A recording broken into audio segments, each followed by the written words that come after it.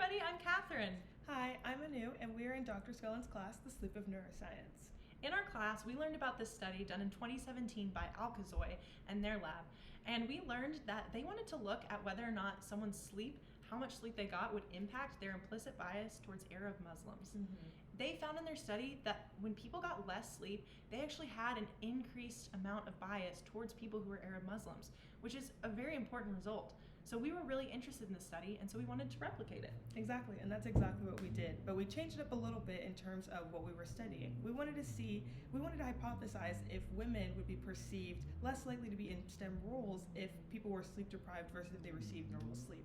So how did we conduct this study? We asked all of our friends and classmates to participate, and we were able to get 6 people who were able to make it from the beginning to the end of the trial, and we had them sleep restricted for 1 week, which was 5 to 6 hours for 3 nights, Tuesday through Thursday, and then sleep on a normal schedule, which was 7 to 8 hours, the following week. We counterbalanced who would start with what week just to make sure we prevented any order effects. And at the end of those 3 nights, they would take the IAT test on Friday.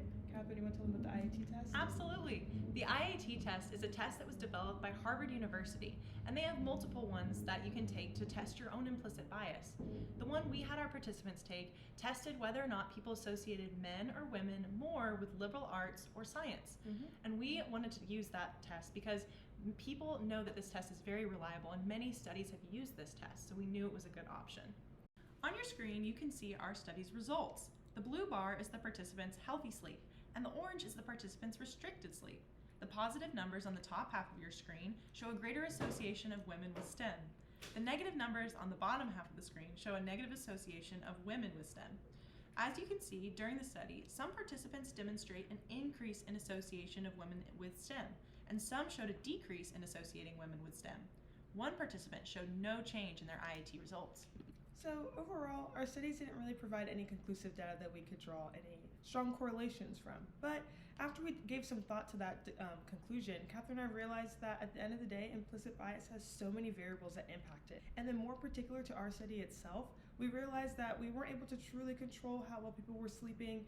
We didn't have a lot of people in our study, so maybe more people, we would have seen more greater results. So all in all, I think we had a really great study for the most part. Our main takeaway that we want you to hear from our video is that sleep is really important.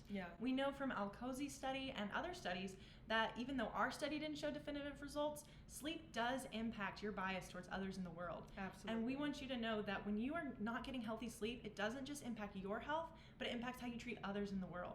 So we want you to take that away with you and get really healthy sleep. Thank you. Bye. Bye, everyone.